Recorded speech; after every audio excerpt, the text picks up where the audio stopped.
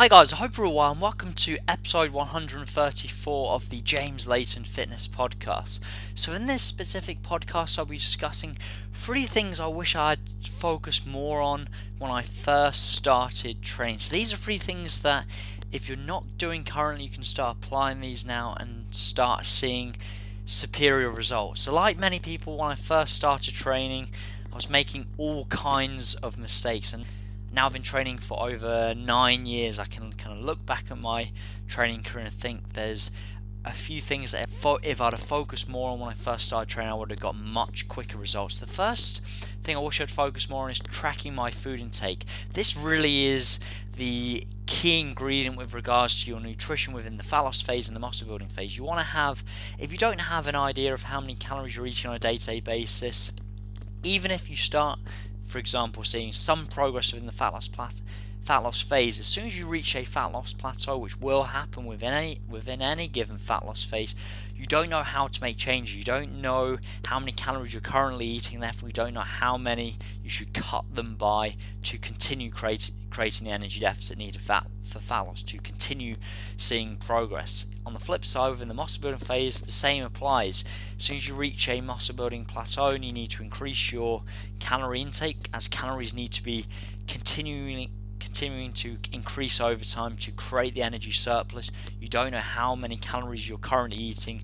You don't know how many calories to add on top of what you're currently eating to continue to create that surplus. So that would be my first suggestion for all of you. And it may seem overwhelming to begin with, but the more you track your food intake, you can be in a position where you don't even need to think about it too much. I'm in a position now where I don't need to use my Fitness Pal. I can essentially track my food intake without really thinking about it too much, and that's my goal for all of you. Initially it can be hard work tracking your food intake, but you just start to have an increased awareness of how calorically dense certain foods are, and then over time you can almost effortlessly track your food intake without even having to jot anything down. So that's my goal for all of you, and that will be my suggestion. If you're not tracking your food intake and you're not seeing the fat loss and muscle building progress, that is one of the key reasons why. Again, we need to create that energy deficit for fat loss. We need to create that energy surplus for muscle building. It's very difficult to achieve unless you're actually tracking your food intake. The second thing I wish I'd focus more on when I first started training is training body parts at least twice per week. There's a couple of reasons why. First, it's just more optimal for a natural trainee to train body parts more frequently. One of the biggest reasons for this within the context of a muscle building phase is volume is the biggest determining factor for influencing muscle growth, which is sets times reps times loads. It's really the total amount of work you're doing. And by training body parts twice per week, it just allows you to fit in more work within your week, more sets and exercises, more reps, more total volume, and that can obviously equate to growth in the muscle building phase. Within the fat loss phase, it just allows you to maintain strength much better within the fat loss phase. It allows you to maintain more volume within the fat loss phase just by training body parts more frequently. So if you're not doing that currently, I would certainly suggest that for males and females, whether you're in a fat loss phase or a muscle building phase. That really is a huge game changer for a lot of people who are just currently stuck training body parts once per week. You really see some great improvements in muscle mass within the muscle building phase, and also maintaining that muscle mass within the fat loss phase. The final thing I wish I'd focus more on with regards to my training is just being more patient.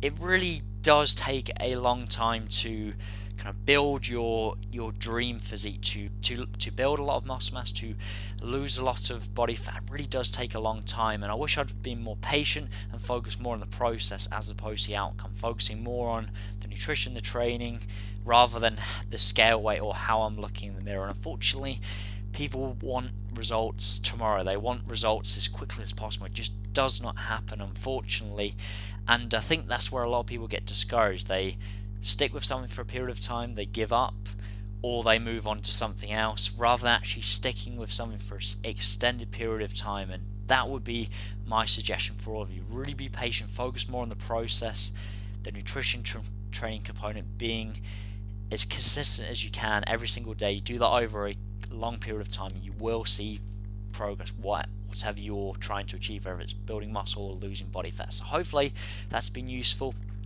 Thank you very much for listening. If you're still yet to download my free ebook, like I mentioned, if you haven't tracked your food intake before, I have a free ebook called How to Set Up a Nutrition Plan, and it basically teaches you how to set protein, carbohydrate and fat targets suitable for your fat loss and muscle building goals, but also teaches you how to make changes to these figures when you reach a fat loss and muscle building plateau, which is arguably one of the most important factors with regards to nutrition within the fat loss or muscle building phase. If you go to James Layton, Layton fitness.co.uk, you'll see a tab at the top of the page called free ebook, and you can download that immediately. I look forward to speaking to you next week. Make sure to subscribe if you haven't already so you don't miss an episode, as I bring these podcasts out every single week. Thank you very much.